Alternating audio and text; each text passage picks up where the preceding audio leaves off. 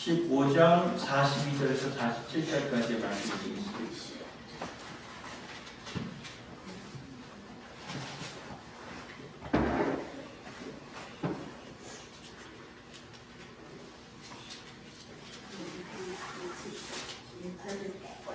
자, 우리 다 찾으셨나요? 15장, 마가복음 15장입니다. 42절부터 읽어보겠습니다.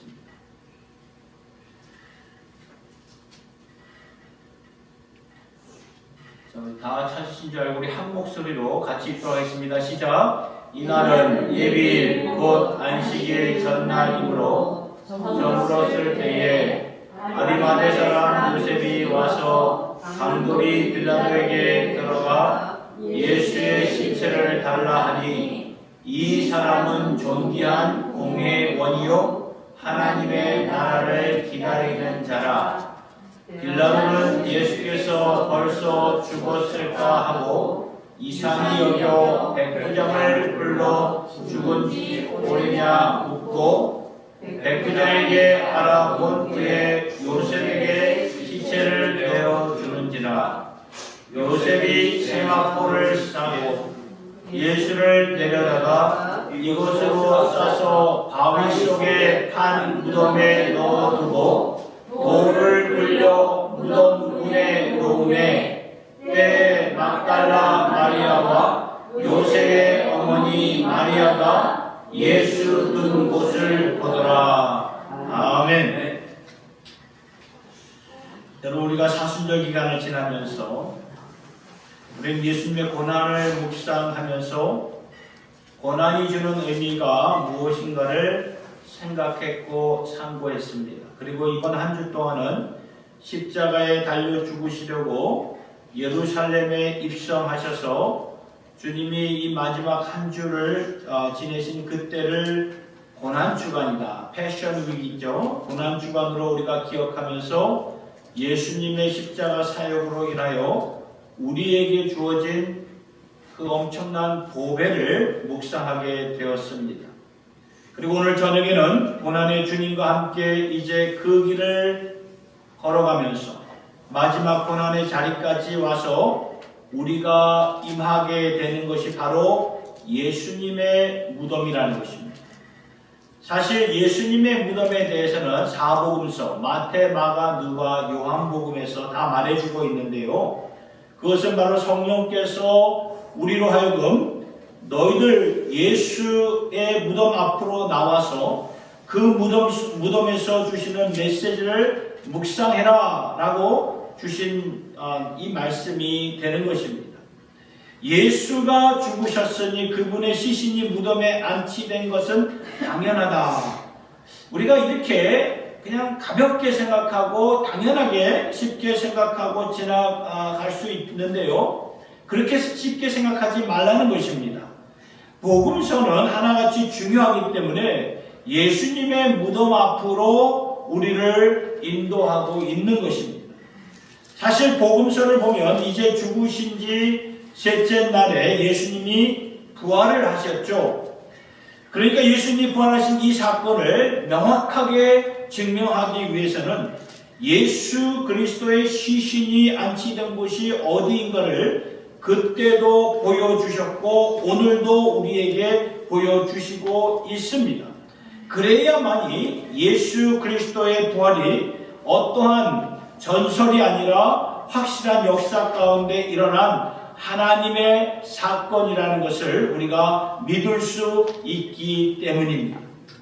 그래서 막달라 마리아, 요셉의 어머니 마리아는 예수님의 시신이 안치된 돌무덤을 보았죠. 예수님의 자기가 묻힐 무덤을 예수님에게 기증한 이 아리마대 요셉도 예수님의 시신이 어디에 안치된 것을 알았어요. 그것을 알았다. 그리고 그 무덤을 보았다. 이게 굉장히 중요합니다. 알고 본 것이 굉장히 중요해요. 성경은 이것을 강조하고 있습니다.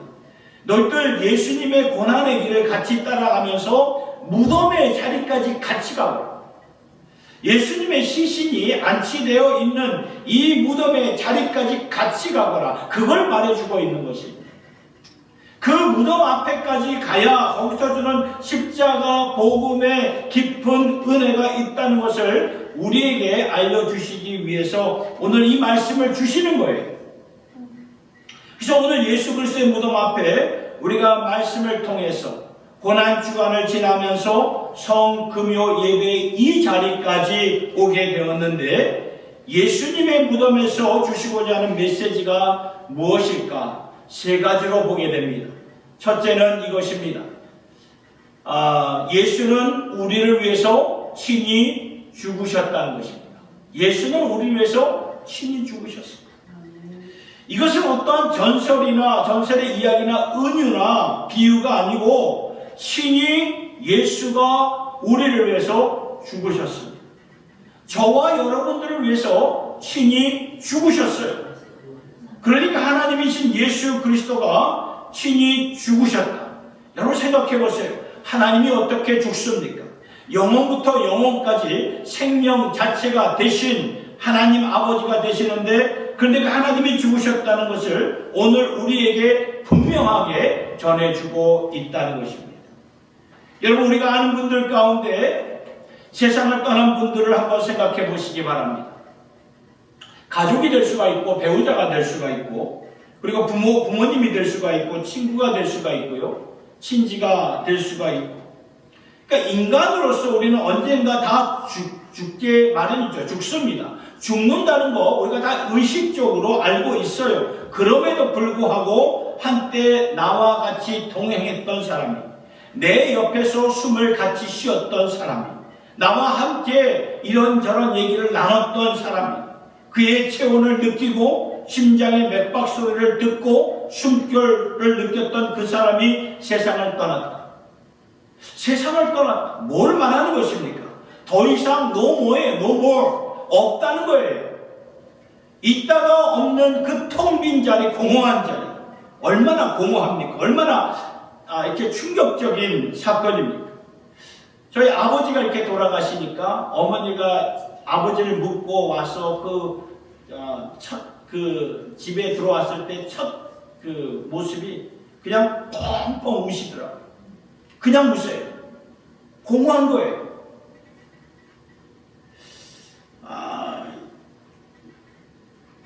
그 슬픔이, 그러니까 그 후유증이 남아있는 것이고요. 그리고 그 슬픔이 이로 말할 수가 없는 거예요. 그래서 살아있다는 것은 우리의 가치관과 세계관인데, 우리의 가치관, 세계관이 살아있으니까 이 모든 것이 있는 것이 아닙니까? 그런데 죽었다는 것은 너무나 슬픈 거예요. 예수님이 그러셨다는 거예요. 예수님이 이 세상의 인류 가운데로 들어오셨어요. 육신의 몸을 입고 들어오셨습니다. 우리와 함께 사셨습니다. 그래서 요한일서 말씀을 보면 요한 사도는 요한일서 1장 3절에 이렇게 말하고 있어요. 우리가 보고 들은 바를 너에게 전하면 너희로 우리와 사귐이 있게 하려 합니다. 그러니까 우리는 그 예수를 직접 보고 만졌다. 우리는 직접 그분의 목소리를 들었다. 우리는 예수님과 사귐을 가졌다. 요한 사도는 그렇게 고백을 하고 있어요. 예수님과 사귐을 가졌던 우리였는데 그 예수님이 십자가에 달려 죽으셨다. 그러니까 예수님을 따랐던 자들에게는, 그러니까 제자들이나 여인들의 경우에는 예수님이 삶의 전부였어요. 그런 분이셨는데 그 예수님이 나를 위해 친히 죽으셨다는 거예요. 이게 무덤의 메시지입니다. 무덤의 메시지. 어떻게 생명의 주가 죽으실 수가 있습니까? 세계관, 가치관, 모든 의미의 자체가 되신 그분이 어떻게 죽으실 수가 있나요? 처음과 알파와 오메가요. 처음과 나중이 되신 그분이 어떻게 죽으실 수가 있겠습니까? 그런데 죽으셨어요. 이게 팩트입니다. 죽으셨어요. 왜요? 사랑 때문에. 저와 여러분들을 사랑하셔서, 나를 사랑하셔서 죽으신 것입니다. 이 엄청난 사실을 오늘 우리가 이 성금요 예배를 드리면서 우리의 가슴판에 분명히 새기라는 것입니다. 예수님의 무덤의 메시지는 죽으셨다예요. 죽으셨다.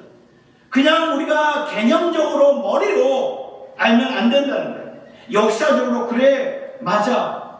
그 정도로 인정하는 정도가 아니라 예수는 진짜 죽으셨다. 왜? 나 때문에, 당신 때문에 나를 사랑하셔서, 당신을 사랑하셔서 죽으셨다는 것입니다. 그러니까 우리가 불렀던 그 좀 전에 찬송가의 가사에도 웬 말인가 날 위하여 주 돌아가셨나, 벌레 같은 날 위에 어떻게 주님이 보혈을 흘리셨나. 말이 안 되는 거예요. 말이 안 되는 거예요. 말이 안 되는 이 사랑, 놀라운 이 사랑, 주님의 사랑과 은혜를 깊이 묵상하라는 그 말씀입니다. 두 번째로 예수님의 무덤 앞에서 주시는 메시지는 이것입니다. 예수는 죽으신 후에 음부로 내려가셨다는 거예요. 이것 또한 이해가 잘 안 되는 말씀. 이해가 안 됩니다.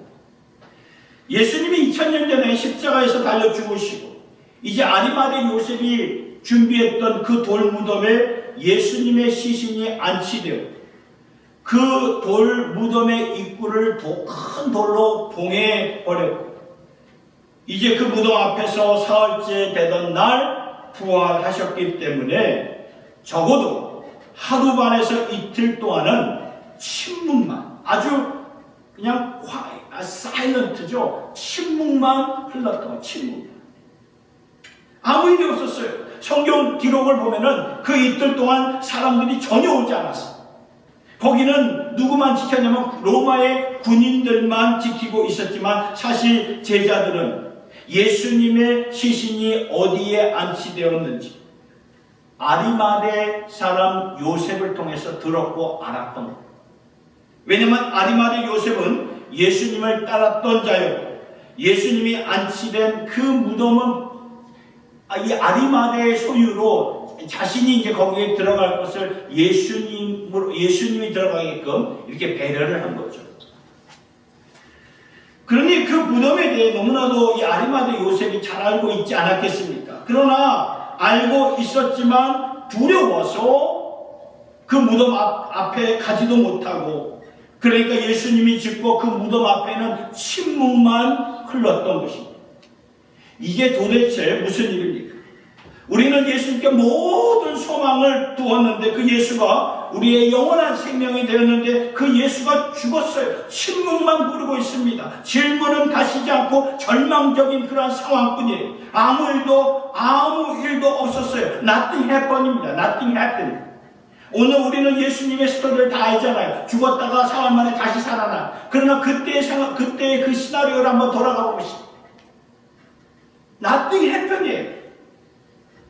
우리는 다 알고 있지만 그러나 우리가 예수님의 길을 따르는 자라면 지금 예수가 죽으셨고 무덤에 안치되셨는데 거기서 아무 일도 일어나지 않는 것이 아니라 거기서 뭔가가 일어났던 거예요. 이것을 우리가 볼 수 있어야 된다는 거예요. Nothing happened이 아니라는 거예요. Nothing happened. 아무 일이 일어나지 않았던 게 그 이틀 동안 아무 일이 일어나지 않았던 게 아니에요. 성경은 그때 아무 일이 일어나지 않았다고 말하지 않고 있어요. 그럼 어디서 볼 수 있냐면 베드로전서 3장 18절과 19절의 말씀을 보면 이런 말씀이 나와서 18절은 우리가 잘 아는 말씀에 보세요. 그리스도께서도 단번에 죄를 위하여 죽으사 의인으로서 불의한 자를 대신하셨으니 이는 우리를 하나님 앞으로 인도하려 하심이다. 여기까지 우리가 잘 알고 있는 그런 말씀입니다. 그런데 이 18절 후반절부터 19절까지의 말씀은 이해가 잘 안 되는 말씀입니다. 신학자들도 이 말씀을 어떻게 풀어가야 될지 도무지 잘 모르겠다고 말을 합니다. 보세요. 육체로는 죽임을 당하시고 영으로는 살리심을 받으셨으니 그가 예수를 말하는 거죠. 또한 영으로 가서 옥에 있는 영들, 옥이라는 것은 지옥을 말하는 거죠. 음부를 가리키는 거예요. 있는 영들에게 선포하십니다. 그러니까 예수님이 죽으시고 사흘째 날에 부활을 하셨죠. 그러니까 영으로만 산 것이 아니라 몸으로도 부활을 하셨어요. 그러니까 육신적인 그 부활이 있기 전에 예수님이 뭐를 하셨는가? 그 이틀 동안에 뭐를 하셨는가? 이 말씀을 보니까 그가 또한 영으로 가서 옥에 있는 영들에게 선포하였다. 여러분 이 말씀을 어떻게 이해할 수 있겠습니까?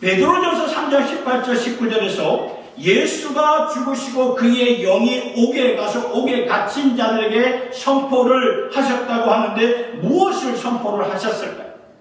영이 가셨다는 것은 영의 세계를 말하고 있지 않습니까? 거기서 복음을 선포하셨던 거예요. 이게 과연 무엇을 말하는 것인지 저는 100% 저도 이해를 잘 못하겠어요. 100% 이해를 하려면 아마 제가 천국에 가면은 알 수 있겠지. 그런데 그 말씀을 통해 한 가지 분명히 알 수 있는 것은요, 예수님께서 빈 무덤, 아무것도 일어나지 않는 그 순간에 하신 일이 있다는 것이에요. 우리가 지금 다 이해할 수 없는 그러한 영의 세계, 여러분 영의 세계에서 일어난 일 다 이해하고 계시나요?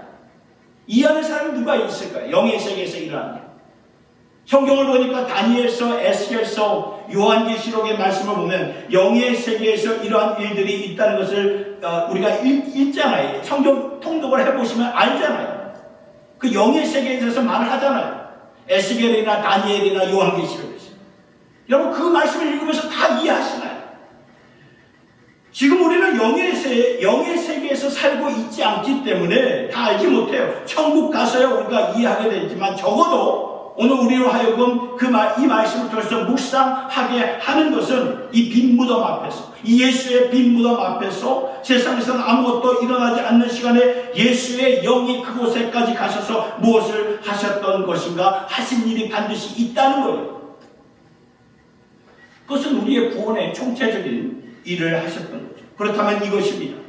빈 무덤 앞에서 우리가 묵상할 수 있다면은 예수님이 우리를 위해서 음부까지도 내려가셨구나 라는 것을 우리가 볼 수 있습니다.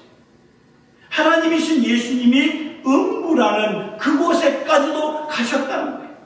우리의 구원을 총체적으로 이루어 주시기 위해서 말입니다.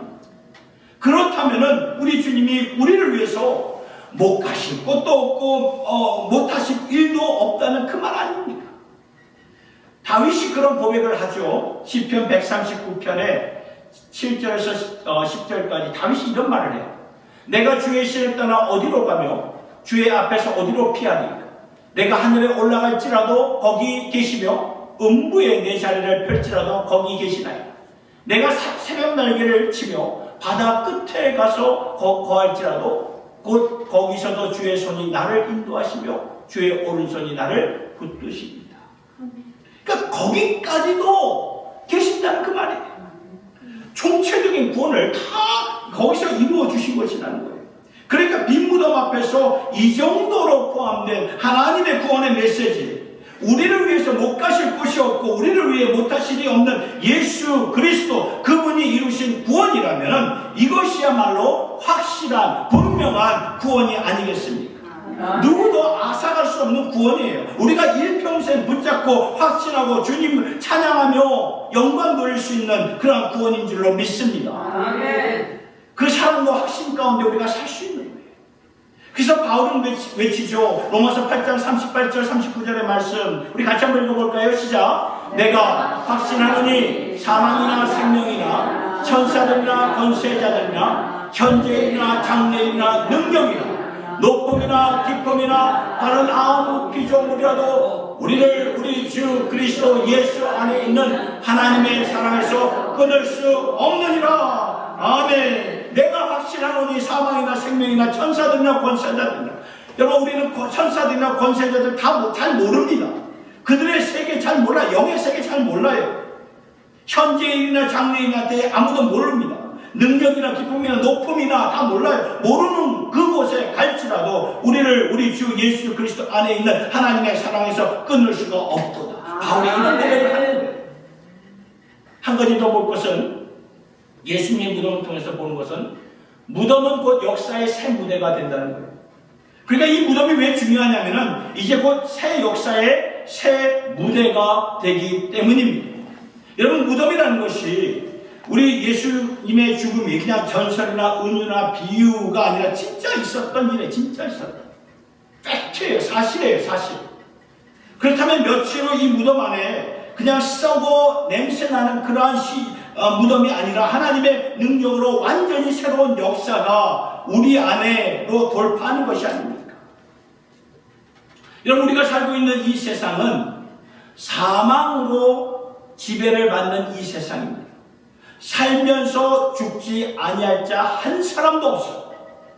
지배를 받고 있는 세상인데 이 무덤 안에서 이 세상에 천국의 영광과 능력이 브레이크한 거예요. 돌파한 것입니다.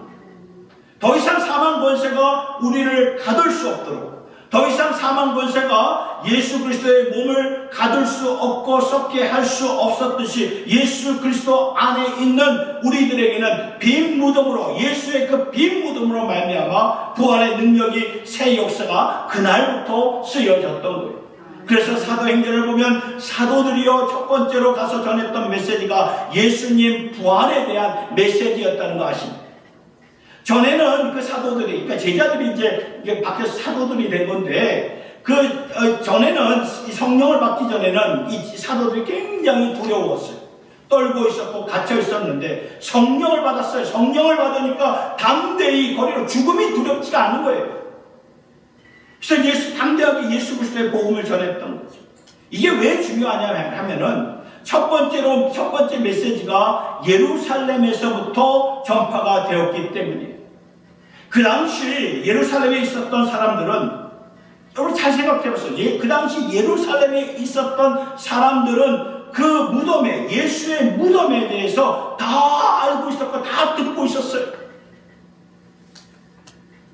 그 당시 가장 주목을 받고 있었던 곳이 바로 예수의 무덤이 아니었겠습니까?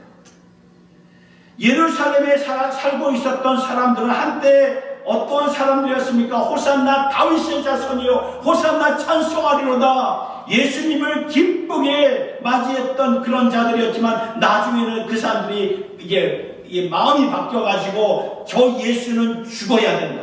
모두가 그가 죽기를 원했고 그가 십자가에 달려 완전히 죽는 그 모든 순간순간을 다 지켜보았던 그 예루살렘 백성들이었어요. 시민들이었습니다.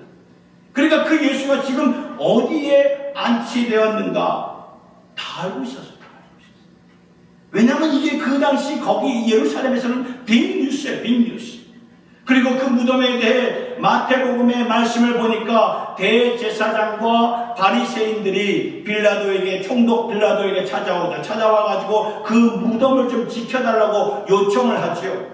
왜냐하면 예수가 사흘째 되던 날에 이런 말을 했어요. 내가 다시 산다. 라는 말을 했기 때문에 아마 무덤을 지키지 않으면 그의 제자들이 와서 예수의 시신을 가져다가 숨겨놓을 수가 있기 때문에, 그래가지고 이 종교 지도자들이 빌라도에게 예수의 시신이 안치된 그 돌무덤을 좀 지켜달라고 요청을 했던 거예요. 그래서 빌라도가 명령을 내리죠. 사흘 동안 단단히 지키거라. 그 명령을 받은 로마 군인들이, 그 총독 빌라도가 명령을 하는데 그냥 대충 지켰겠습니까? 아니죠. 총독의 명령인데 생명을 걸고 지키지 않았겠습니까? 자신들의 목숨이 달려있는 거예요. 그 잘못 지키면. 그러니까 보세요. 사람들이 목격해서 알고, 소문으로 들어서 알고 어디에 묻혔는지 이미 사람들은 다 알고 있었고, 그리고 빌라도가 반드시 그곳을 지켜야 된다고 명령을 내렸고, 대제사장들과 바리새인들과 사두개인들은 눈을 부릅뜨고 멀리서나마 그 예수의 무덤을 지켜보고 있었고, 그때 제자들은 두려워서 떨고 밖에 나가지도 못했어요. 그런데 그 무덤이 셋째 날이 되었을 때 비어있다는 소식이 얼마나 빨리 그냥 전파가 되었겠습니까?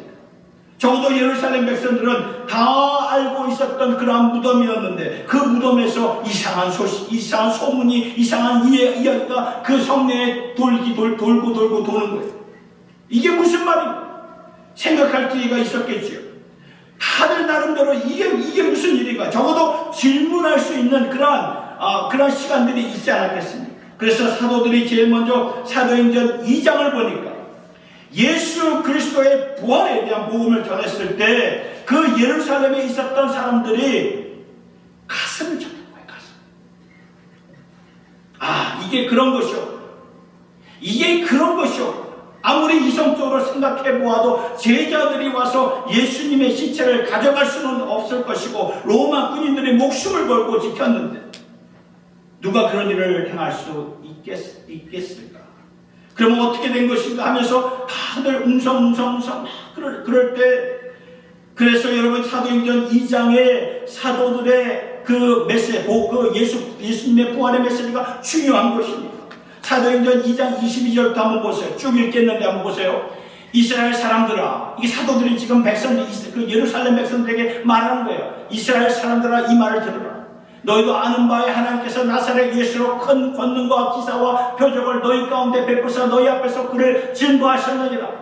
그가 하나님의 정하신 뜻과 미리 하신 대로 내어주신 바 되었거늘 너희가 법 없는 자들의 손을 밀어 못 박아 죽였으나 하나님께서 사망의 고통을 풀어 살리셨으니 이는 그가 사망에게 매여 있을 수 없었음이라. 다윗이 저를 가리켜 가로되 내가 항상 내 앞에 계신 줄을 배웠으며 나로 요동치 않게 하기 위하여 그가 내 우편에 계시도다. 이러므로 내 마음이 기뻐하였고 내 입술도 즐거워하였으며 육체는 희망에 거하리니 이는 내 영혼을 음부에 버리지 아니하시며 주의 거룩한 자로 썩음을 당치 않게 하실 것이미로다. 주께서 생명의 길로 내게 보이셨으니 주의 앞에서 나로 기쁨이 충만하게 하셨으니 형제들아 내가 조상 다윗에게 대하여 담대히 말할 수 있노니 다윗이 죽어 장사되어 그 묘가 오늘까지 우리 중에 있도다. 그는 선지자라 하나님이 이미 맹세하사 그 자손 중에서 한 사람을 그 위에 앉게 하리라 하심을 알고 미리 보는 거로 그리스도의 부활하심을 말하되 저가 음부에 버림이 되지 않고 육신이 썩음을 당하지 아니하시리라 하더니 이 예수를 하나님이 살리신지라 우리가 다 이의 증인이로다. 하나님이 오른손으로 예수를 높이심에 그가 약속하신 성령을 아버지께서 받아서 너희 보고 듣는 이것을 부어주셨느니라.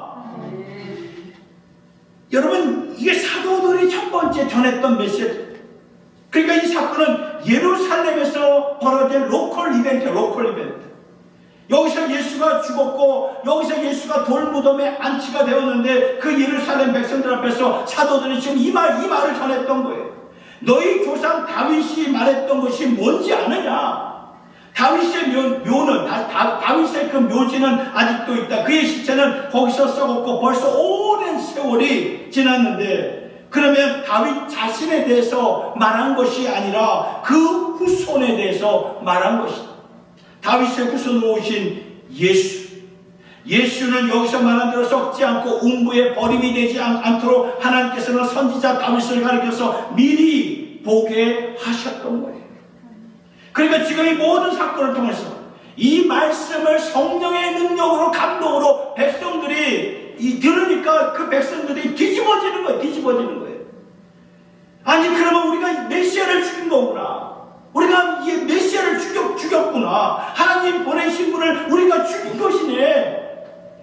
그래서 그들이 뭐라고 합니까? 사도행전 2장 37절부터 보면 이렇게 나와 있어요. 저희가 이 말을 듣고 마음에 찔려 베드로가 다른 사도들에게 물어 가로되 형제들아 우리가 어찌할꼬 하거늘 베드로가 가로되 너희가 회개하여 각각 예수 그리스도의 이름으로 세례를 받고 죄사함을 얻으라. 그리하면 성령을 선물로 받으리니 이 약속은 너희와 너희 자녀와 모든 먼데 사람 곧 주 우리 하나님이 얼마든지 부르시는 자들에게 하신 것이라 하고 또 여러 말로 확증하며 권하여 가로되 너희가 이 패역한 세대에서 구원을 받으라 하니 그 말을 받는 사람들은 세례를 받으며 이 나라의 제자의 수가 3,000이나 됩니다.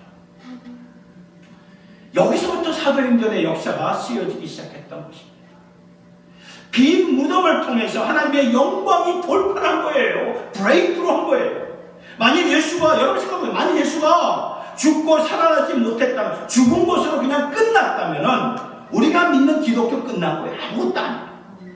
예수의 시신이나 그 예수의 DNA, 유전자만 발견만 돼도 이 기독교는 끝난 거예요. 그냥 끝이에요. 교회들은 그냥 공중분해되는 것입니다. 그런데 그분의 예수의 무덤이 비어 있는 것입니다. 이것을 깨달은 백성들은 양심의 가책을 뉘우쳤던 거죠. 그러면서 회개하고 자복하고 통회하고 주님을 영접하는 회개와 각성의 부흥의 역사가 이때부터 지구촌 곳곳에 퍼져나갔던 거예요. 그 역사가 지금 한국까지, 우리가 살고 있는 미국까지 와서 구원의 역사를 이뤘던 것이고, 그 구원의 역사 가운데 오늘 저와 여러분들이 있는 것입니다. 아멘. 그렇습니다. 하나님의 새 역사가 쓰여진 곳은 바로 어디예요? 빈 무덤이에요. 빈 무덤. 그러니까 여러분, 우리가 이제 예수의 무덤 앞에까지 왔어요. 예수의 무덤 앞에까지. 그런데 무덤 앞에까지 와보니 아까도 말씀드렸듯이 침묵만 흘러요. 침묵만 흐르고 아직 그 이해도 안 되고 질문만 나올 뿐이고, 이게 어떻게 된 거예요? 이게 어떻게 된 거예요? 그런데 여러분, 그 무덤의 스토리가 그렇게 끝나지 않죠. 그렇게 끝나지 이틀만 지나고 보니까 그 무덤은 빈 무덤이 되고 만 것입니다.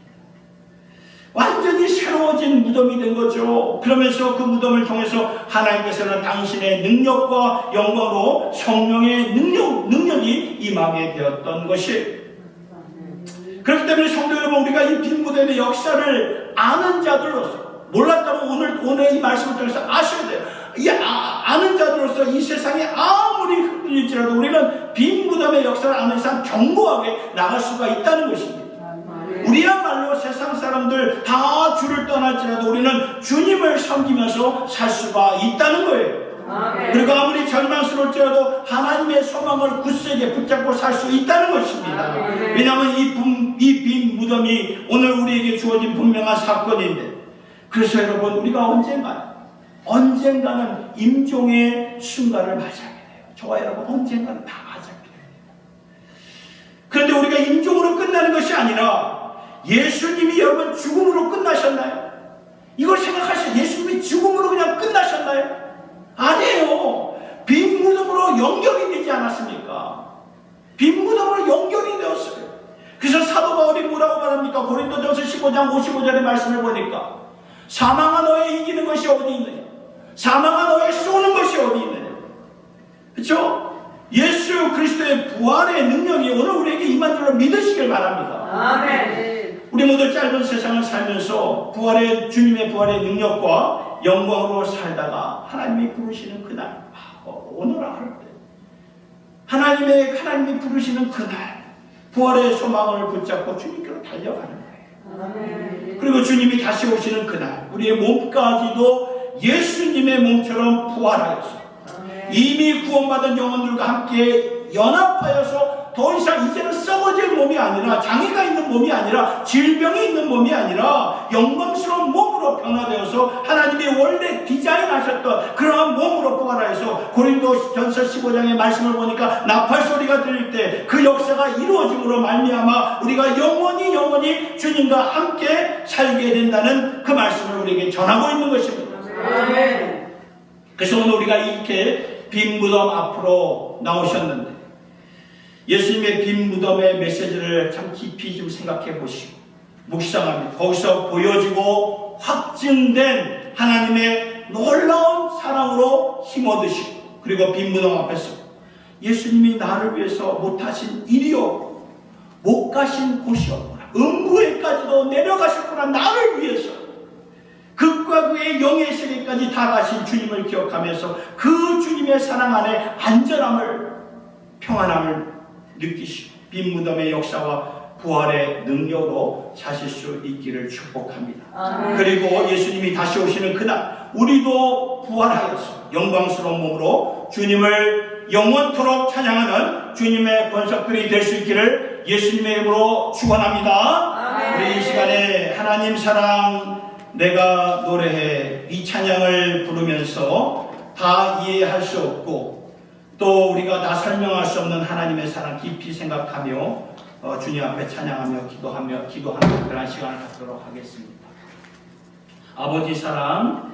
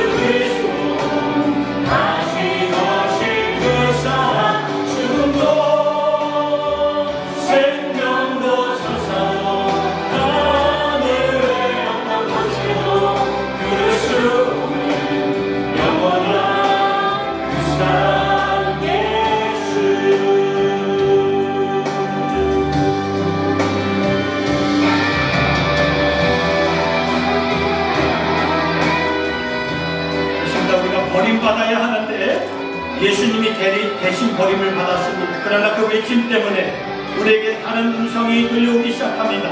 바로 내가 너와 항상 함께 하겠다는 하나님의 사랑의 음성입니다. 이것이 바로 예수님의 십자가 기적입니다. 아버지 사랑 내가 노래해, 아버지 은혜 내가 노래해. 그 사랑 변함없으신, 거짓없으신, 성실하신 그 사랑,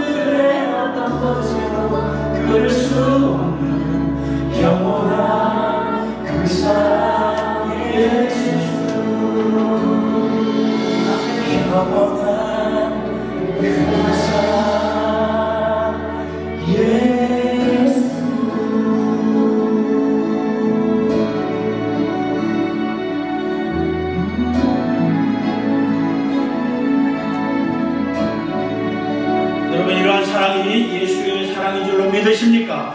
아멘. 아무도 끊을 수 없는 이 아버지의 사랑인 줄로 믿습니까? 아멘. 여러분, 그 사랑에서 강건하시길 바랍니다. 이 사랑의 메시지가 특별히 성금요 예배에 좀 더 확실하게 와닿습니다. 주님의 그 빈 무덤 앞에서 우리가 깨닫게 되는 놀라운 사랑, 영원한 사랑, 그 누구도 앗아갈 수 없고 끊을 수 없는 사랑, 우리가 다시 한번 확신하며 그 사랑 안에서 확신하고 그 사랑 안에서 견고하며 그 사랑 안에서 흔들리지 않는 주의 자녀가 되게 하옵소서. 우리 한번 이 시간 주여 삼창 외치고 통성으로 기도하겠습니다. 주여, 주여, 주여, 주여. 아버지 하나님 감사합니다. 아버지 주시옵소서. 아버지 하나님이여, 자기의 예수님의 그 사랑을 아버지 오늘 보았습니다. 아버지여, 도와주시옵소서. 아버지 하나님이여, 저희들 하나님 참 부족하고 연약한 저희들입니다.